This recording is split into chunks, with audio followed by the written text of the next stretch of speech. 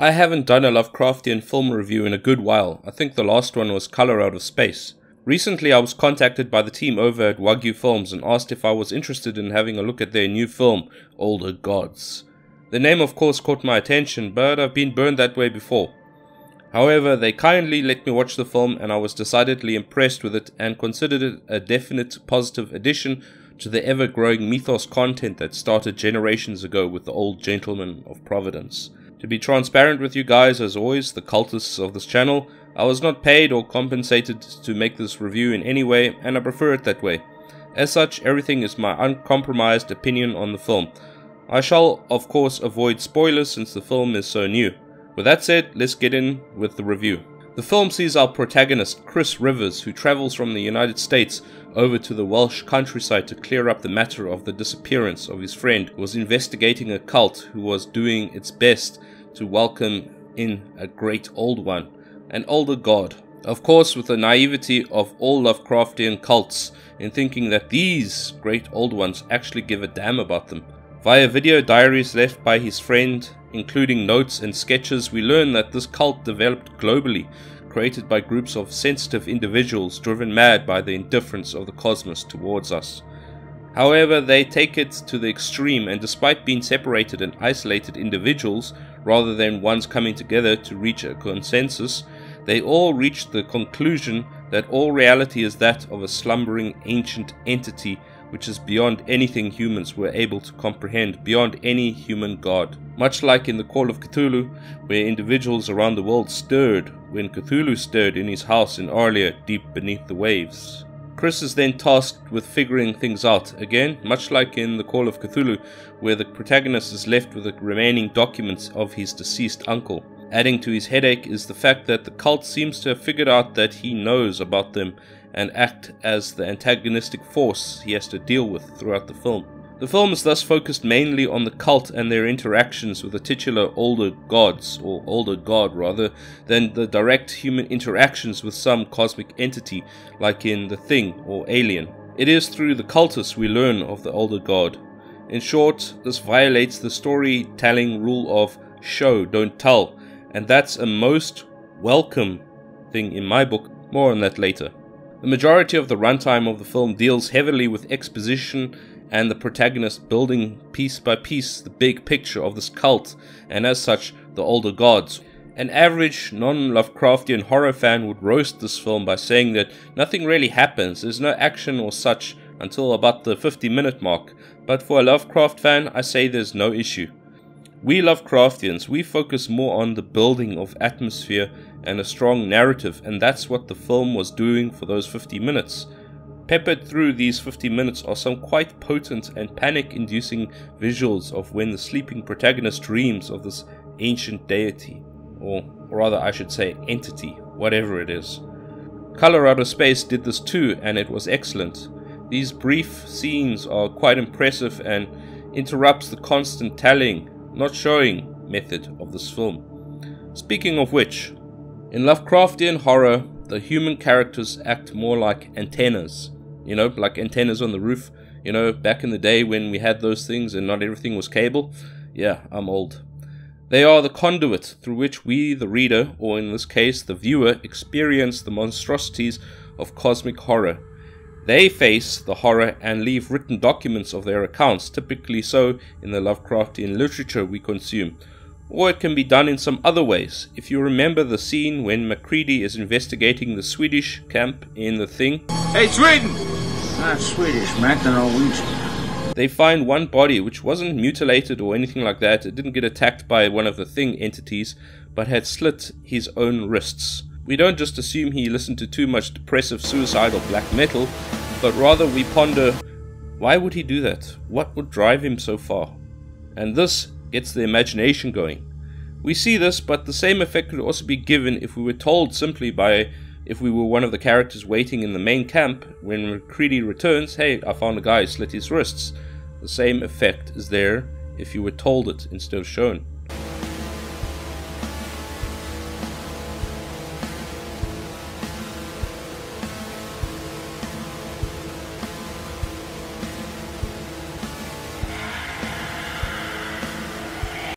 Let me give you an example as to how potent telling, not showing, can be. Remember Doom 3, that video game back in the day? A real classic. Now the horror element is bumped up in contrast to the shooting elements of the previous games, Doom 1 and 2. Nonetheless, the developers are constantly showing you the horrors to be afraid of, which of course is also welcome, there's nothing wrong with that. Everyone remembers the first imp encounter surely, not to mention the cyber demon. In the game there is also a narrative which is told via handheld computers, or PDAs, which you discover along with the missions that you take part in, and there are hundreds of these things. Mostly these are forgettable except for one, the PDA of a researcher named Simon Garlick, who goes to hell and records his experiences. There's no visuals, it's just his audio, just his voice telling us what happened. Doom 3 came out in 2004 and I played it around then. It's almost 20 years since then, and out of the top moments I recall from this game, finding the PDA of Simon Garlick is in the top 3. He makes mere obscure references, he doesn't describe anything in great detail. He speaks of the teeth, big things moving. At this time we are not shown anything, we are not shown or presented any audio of the things hunting him. It's simply his voice, and through this manner we are told, not shown, the horror there, but it was truly one of the most potent aspects of that game when it came to horror. It seems that I have misplaced the rest of the science team. I don't know how it happened. This place, well, I don't know what this place has done with them. One moment there, I'm taking samples, and the next thing I know, I turn around and everyone is gone. I don't know how I've survived this long, how I got away. They were just, torn apart. They could only be described as demons. I have never seen such a big thing move so quickly. Oh dear God, what has happened to us? The teeth. Oh, that's the last thing I remember seeing. Teeth. The sounds. I think that telling, not showing, is absolutely a valid method of story progression when done correctly, especially in Lovecraftian horror, and it involves the audience using their imaginations. Nowadays, horror involves the audience having a funnel shoved into their mouths, and developers or filmmakers or whatever shoving as much visuals down our throats as they can.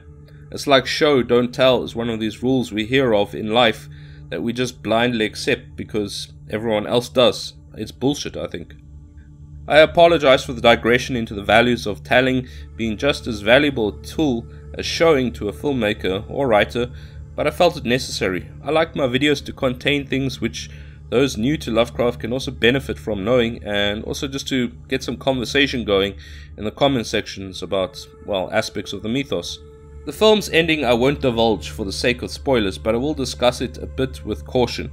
Initially I felt the film dropped the ball at the end with a certain dream sequence and the ending in general. I checked a few other review sites to see what others were saying and thinking about the films, and I heard this ending dream sequence mentioned a couple times, noting how it felt a little bit off for the general flow and direction the film was going for thus far.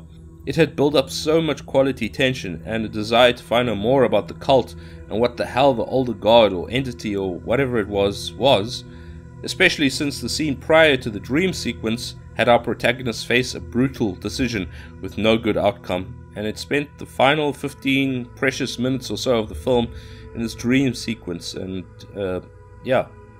I personally would have gone in a different direction, but I gave it a few days before I rewatched the film, and in the end, although I would have gone in a different way, I found a passage from S.T. Joshi which made me go, I would advise you to make the explanation you were about to give phenomenally good.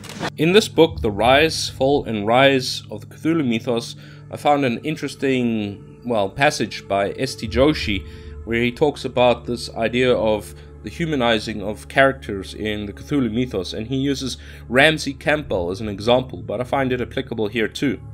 The passage goes, and this is Ramsey Campbell stating here, Lovecraft had rooted his horrors in recognizable settings.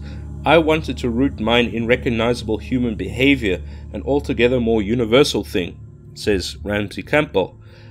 To this, Joshi says, this may not be entirely fair to Lovecraft. There is far more realism in Lovecraft than mere settings, and the absence of vivid characters or relationships in his work is a direct result of his portrayal of the brutal truth of humanity's inconsequence in an infinite and uncaring cosmos.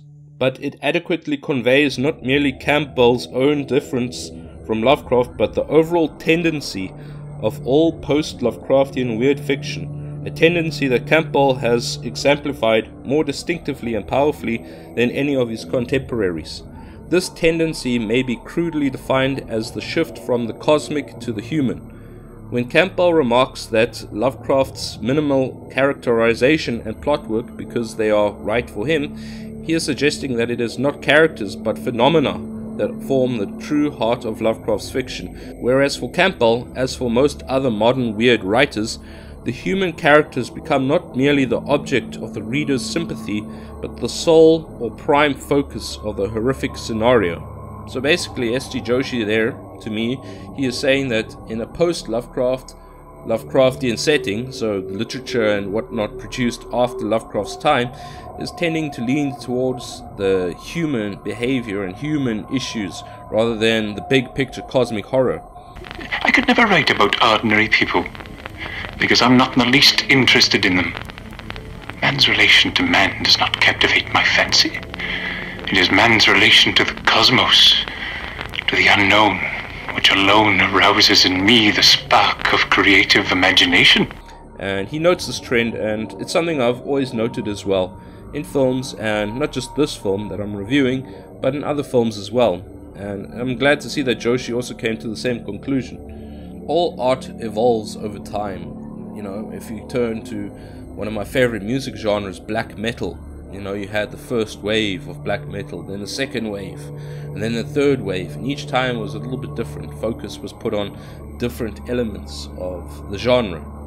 It kept some key things, of course. It needs to, in order to be black metal. Just like this film, although it focuses on the human aspects more than I would personally have liked, it still maintains all the elements needed to be Lovecraftian horror. Anyway, that's my only real gripe with the film, and otherwise I'm happy to have spent my time watching it a couple times actually and making this video. Regarding other aspects of the film, the type of stuff one mentions in the film review, well, I don't really know much about cinematography and all that film reviewer jargon, but I do know when a film feels poorly made, and Older Gods has none of these red flags. Wagyu Films is an indie film company, but it never felt like that in any aspect. The acting is very natural as well, and the protagonist of our film has a very pleasing physiognomy. I guess that's a bizarre comment to make in a film review, but that's what came to mind. An honest, sympathetic character whose plight you cannot help but suffer along with. He also behaves logically, no horror film character logic, you know, where they do stupid shit like run upstairs when it's the only way out is downstairs. The music used in the film is excellent as well, very lo-fi and droning at times, which with synths and bizarre drums, excellent.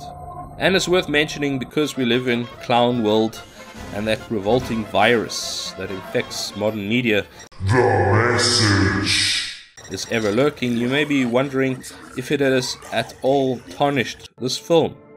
Well, you know me by now. If this film had even 1% of that sort of shit in it, it wouldn't be worthy of being on this channel. So, no worries there. In conclusion, this film is definitely worth your time. It's made competently by people who know the mythos, respect the mythos, and wanted to add something of value to the mythos. The visuals are at times horrific, yet also beautiful. The pacing is done right, ensuring you don't want to reach for the remote to skip ahead.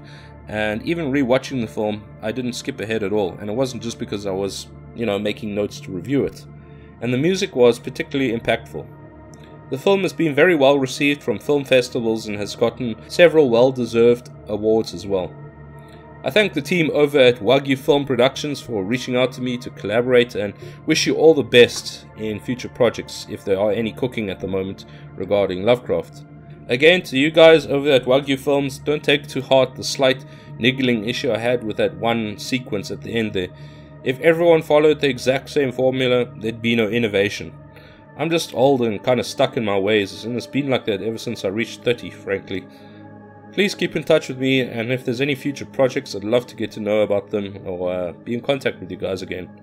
I'll leave some links down below where you guys, the viewers of this video, can find all the social media of Wagyu Films, and of course where you can pick up a copy of Older Gods, which is available on a number of streaming services.